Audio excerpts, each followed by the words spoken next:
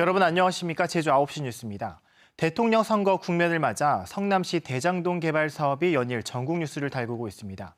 제주에서는 5등분 공원 민간 특례 사업이 민관 합작 형태로 진행된다는 점에서 대장동 사업과 유사하다 할 수 있는데요.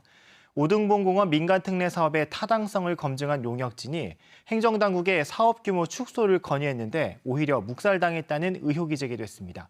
보도에 신익환 기자입니다. 제주시 오등동 일대 76만 4천여 제곱미터 부지에 8천억 원이 투자되는 오등분 공원 민간 특례 사업.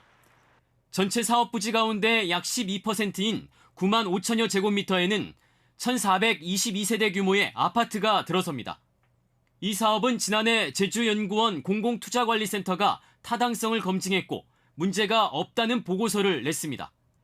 그런데 검증 당시 용역진이 사업 규모 축소를 건의했지만 제주시가 묵살했다는 의혹이 제기됐습니다. 아파트 세대수를 줄여도 사업성 확보가 가능하다고 용역진이 보고했지만 제주시가 묵살했다는 겁니다.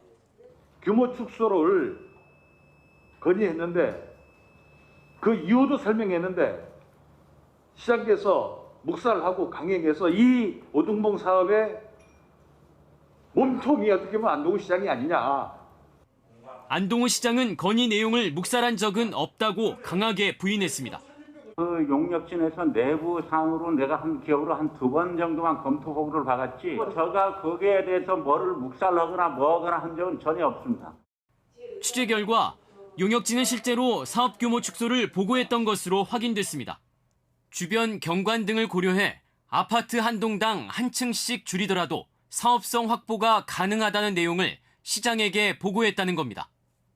여기에 공모에 참여한 7개 업체의 제안서를 심사한 위원 한 명이 사전 타당성 검증 용역진에도 포함됐던 것이 확인되면서 셀프 검증 논란도 일고 있습니다.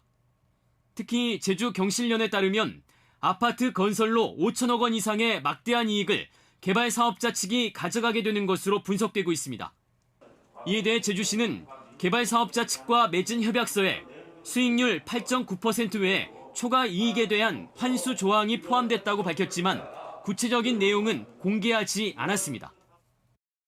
오등분 공원 민간 특례 사업은 지난 8월 실시 계획 인가 고시 후 토지 보상을 위한 감정평가가 진행 중인 가운데 여러 의혹이 여전히 제기되면서 논란은 계속될 전망입니다. KBS 뉴스 신익환입니다.